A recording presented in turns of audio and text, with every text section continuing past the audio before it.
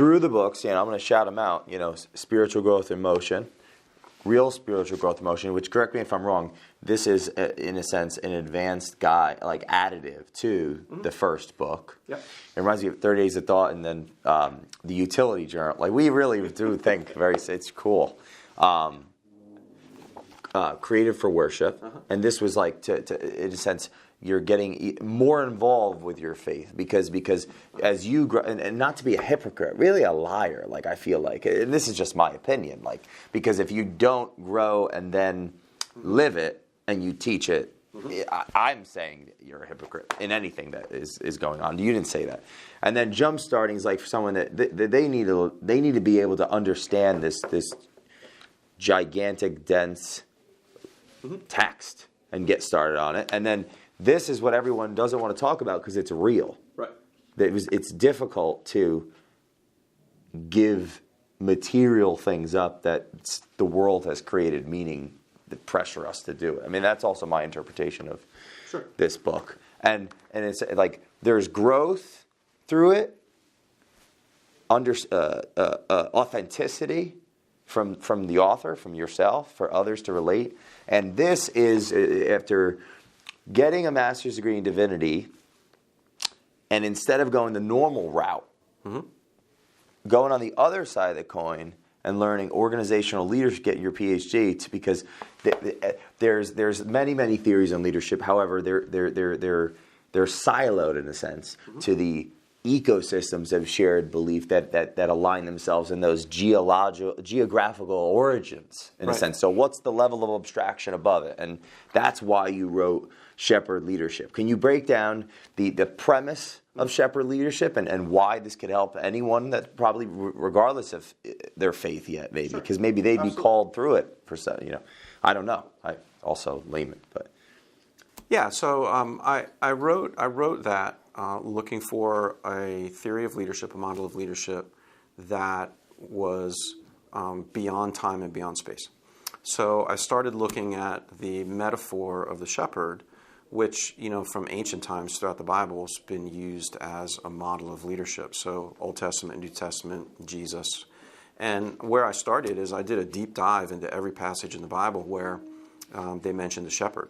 And then I actually looked at what is it then that the people that were described as shepherd leaders, what were they doing? What did they do? What didn't they do? What did the people do differently that were described as bad shepherds versus good shepherds? Like their archetype.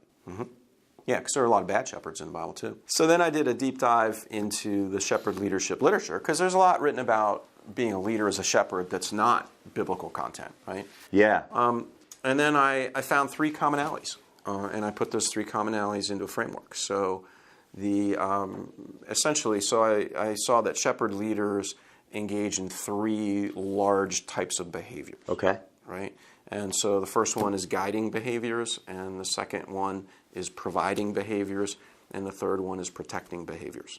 So essentially, shepherd leaders, for their followers, they guide them, they provide for them, and they protect them. And all their activities do one of those three things or more of those three things. So it was neat because then for my dissertation, I had an opportunity to operationalize those into what's called the Shepherd Leadership Inventory, where a person could actually take that inventory and then understand the degree to which they're operating as a shepherd leader in that framework in a secular organizational culture, right? So my dissertation was written towards an organizational culture that was not necessarily biblical or not biblical, right? So it was written to organizational leaders. And people have actually used that all around the world and translated it into different languages at this point.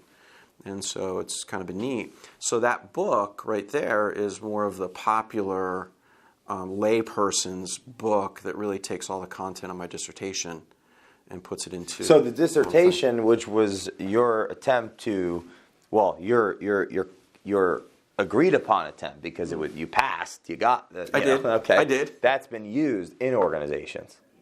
And the reasonings behind it was to fill that gap of this time and space conundrum of different cultures or ecosystems of shared belief that these people habituate differently than these people over here. So this leadership tendency may not work for this leadership tendency. Or a good example would be Home Depot didn't work out in China, and I just know this in general is that like in China, it's not do it yourself; it's do it for your neighbor. Right.